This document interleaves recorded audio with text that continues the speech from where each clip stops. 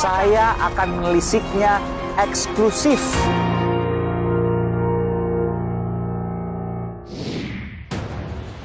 Saudara, saya berada di sebuah kantor di kawasan Jakarta Timur. Ini adalah kantor dari Gabungan Pengusaha Alat Kesehatan dan Laboratorium. Saya ingin mengetahui berapa sih sesungguhnya harga tes PCR. Dari sebelumnya 2 juta, turun kemudian 1 juta, kemudian turun ke 500.000 atau 495.000, lalu sekarang turun di 300.000 hingga 275.000. Berapa harga sesungguhnya? Dan benarkah ada keuntungan yang super besar dari tes PCR? Saya akan mewawancarai ketuanya. Dan saudara, saya sudah bersama dengan Sekretaris Jenderal Gabungan Pengusaha Alat Kesehatan dan Laboratorium, Randi Teguh. Pak Randi, terima kasih, sehat selalu. Saya terima di kantor Bapak. Sama-sama, Mas. Perusahaan Alkes ya Pak, meskipun tidak langsung terkait dengan PCR. Ya, kebetulan saya tidak terkait PCR. Meskipun tahu, kalau tanya PCR, komponen termahalnya apa, harganya berapa, tahu. Kira-kira tahu lah. Berapa sih Pak harga PCR yang sesungguhnya? Oke, perlu diketahui dulu PCR itu kan satu alat mekanisme untuk pemeriksaan COVID ya saat ini.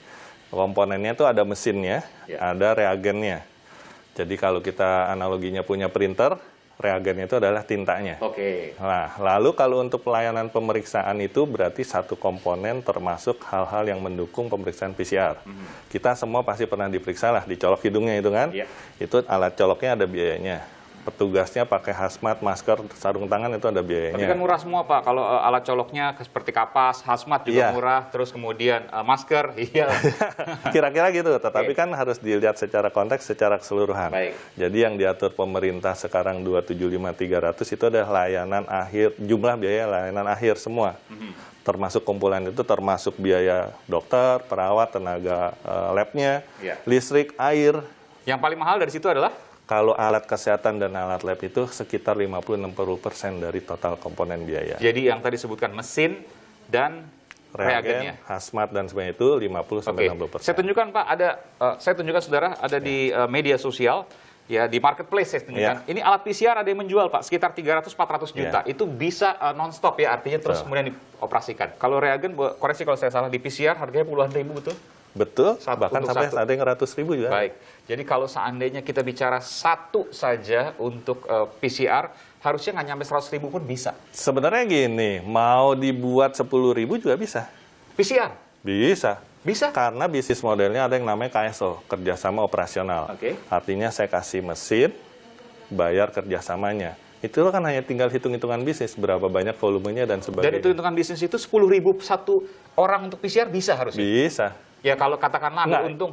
Untuk alatnya ya, tetapi kalau untuk nanti total biaya yang di-charge ke pasiennya harus teman-teman dari rumah sakit, klinik atau lab.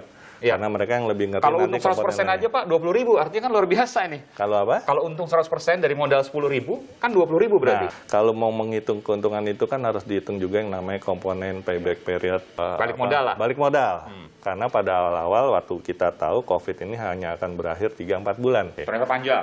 Ternyata panjang. Jadi pada saat itu tentu ngitung, saya harus investasi lab dan sebagainya yang katanya kalau di tempo 5 miliar, harus habis dalam waktu 3 bulan, hitungan semua harus tercapai tuh Mas Saiman. Jadi komponen-komponen yang dihitung itu overpriced dong, terlalu mahal, ngitungnya ketinggian. Karena kalau seandainya bisa secara, tadi Bapak katakan, secara bahan itu bisa 10.000, kalau diambil keuntungan 100% aja, 2 kali lipat jadi 20.000. Tunggu, saya mesti klarifikasi. Itu kemudian memunculkan pertanyaan, kenapa mesti 1 juta, kenapa mesti 2 juta sebelumnya, kenapa mesti 500.000, dan sekarang kenapa mesti 300.000? Harus dimengerti, COVID ini penyakit baru ya.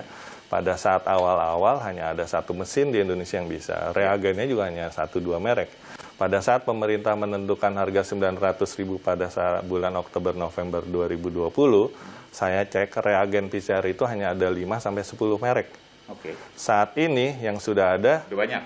Pada bulan Agustus ada 54, hari ini tadi malam saya cek sudah ada 80 merek.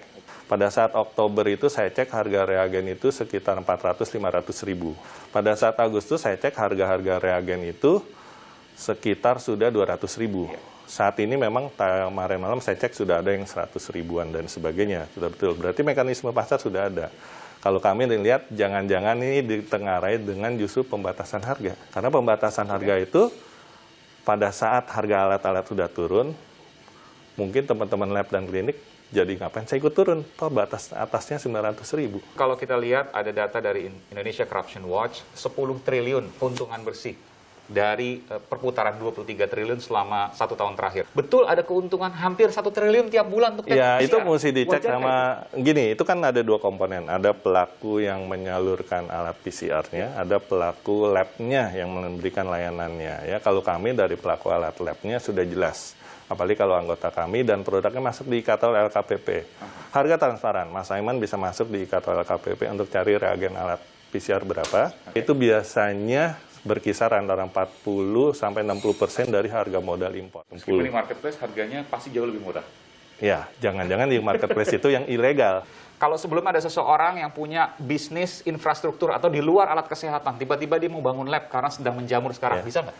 Bisa aja sih, tentu Bisa. mereka bisa bikin PT sendiri, yang penting punya nomor izin berusaha, saya kira bisa. Jadi siapapun sekarang banyak yang bermain di Iya. alat kesehatan dan lab. Betul, buat kami pun juga kami melihat di masa pandemi banyak sekali pelaku usaha alat kesehatan, alat lab yang baru sih.